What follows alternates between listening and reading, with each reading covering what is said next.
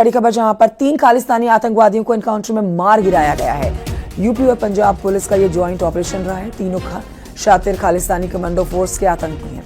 पंजाब में grenade attack का आरोप इनके ऊपर लगा हुआ है। इसके पास से बताएं कि 2 AK-47, 2 ग्लॉक पिस्टल्स बरामद कर ली गई हैं। तीनों बदमाश गुरदासपुर के रहने वाले हैं। ये बड़ी खबर है आज की, जिस पर हम आपको बता देते हैं कि ये 3 खालिस्तानी आतंकी जो हैं खालिस्तानी जिंदाबाद फोर्स के कमांडो बताए जा रहे हैं, जो कि ढेर कर दिए गए हैं। एनकाउंटर पंजाब और यूपी पुलिस का जॉइंट ऑपरेशन हुआ है, जिसके द्वारा ये एनकाउंटर किया गया है। ये बड़ी सफलता आप कहेंगे यूपी पुलिस के साथ साथ पंजाब पुलिस के लिए। जॉइंट ऑपरेशन में इन दोनों पुलिस फोर्स ने इन 3 आतंकियों को ढेर कर दिया है, जो देश के अंदर अपने नापाक मंसूबे पूरे करने के फिराक से पहुंचे हुए थे। यूपी में खालिस्तानी आतंकी ढेर हुए हैं पीलीभीत में। ये बड़ी जानकारी आपको दे रहे हैं। मुखबिर की सूचना के आधार पर यहां पर जॉइंट ऑपरेशन को अंजाम देते हुए इन तीनों खालिस्तानी आतंकियों को ढेर किया गया है।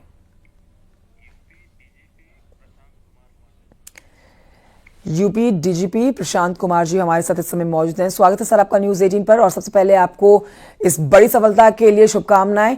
ये जॉइंट ऑपरेशन रहा है यूपी पुलिस और पंजाब पुलिस का। सर, किस तरह से ये सफलता हाथ लगी है, इसके ऊपर बताएं।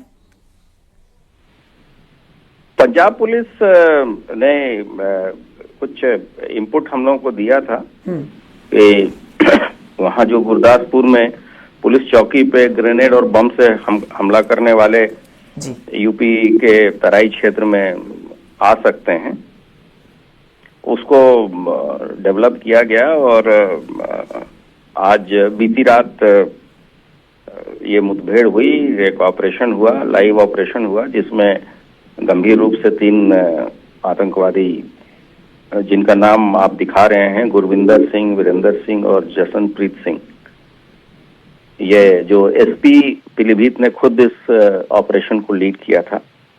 और उसके साथ पंजाब पुलिस भी थी और उसमें अच्छी रिकवरी हुई है, जिसमें 2 AK-47 और 2 ग्लॉक पिस्टल बरामद हुए हैं, कारतूस भी बरामद हुए हैं। और एक अच्छी सफलता, और ये दर्शाता है कि भारतवर्ष में जो विभिन्न पुलिस बल हैं उनका कितना अच्छा कोऑर्डिनेशन है। रियल टाइम इंफॉर्मेशन की एक्सचेंज और स्विफ्ट एक्शन जहां भी आवश्यक है, ये चीजें की गई हैं। और ये जो तीनों खालिस्तानी आतंकी ढेर हुए हैं, इनसे जो हथियार बरामद हुए हैं, उनको देखकर समझा जा सकता है कि कितने खूंखार ये आतंकी रहे होंगे और इनके आगे भारत को नुकसान पहुंचाने के, देश के नागरिकों को नुकसान पहुंचाने के बहुत ही खराब मंसूबे रहे होंगे। लेकिन उससे पहले ही ये बड़ा ऑपरेशन, जिसको आपने जॉइंट ऑपरेशन पंजाब और यूपी पुलिस का रहा है, अंजाम दिया, तीनों आतंकियों को ढेर कर दिया। सर, एक डिटेल आपसे लेना चाहेंगे, ये जो तीनों आतंकी ढेर किए गए हैं, इनका प्रोफाइल किस तरह का था, क्या इनका बैकग्राउंड था, किस तरह के मुकदमे इनके ऊपर दर्ज थे? ये तो जो इतना तो पता ही था कि ये लोग वहां से गुरदासपुर में चौकी पे अटैक करके आए हैं।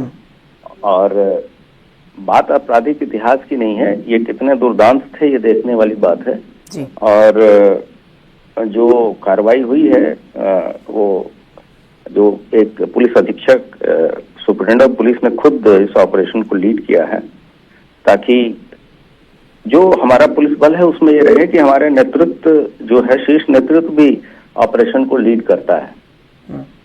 ये देखने वाली बात है। और आप सभी को अवगत है कि हम लोग के यहाँ एक बहुत बड़ा आयोजन 2025 में होने वाला है, उसको लेकर सतर्कता बरती जा रही है।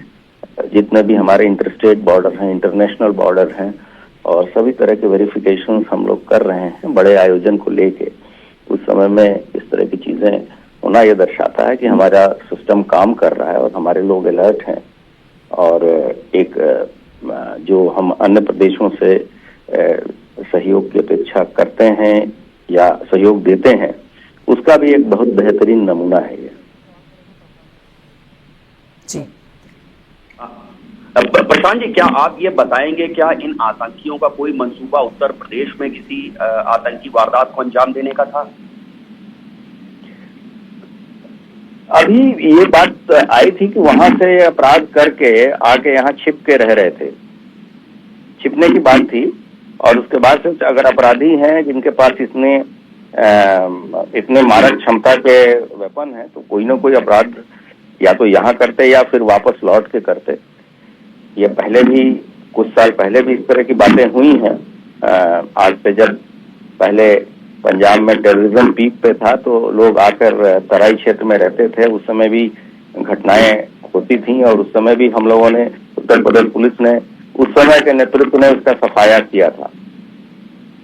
एक पॉलिटिकल लाइन से जुड़ा हुआ सवाल भी है प्रशांत जी कि कई बार उत्तर प्रदेश पुलिस की जो एनकाउंटर पॉलिसी है उसको लेकर के सवाल भी उठाए जाते हैं, तो क्या आपको लगता है कि अब ये 2 स्टेट पुलिस के ज्वाइंट ऑपरेशन से उन चर्चाओं पे, उन आरोपों पे कुछ लगाम लगेगी?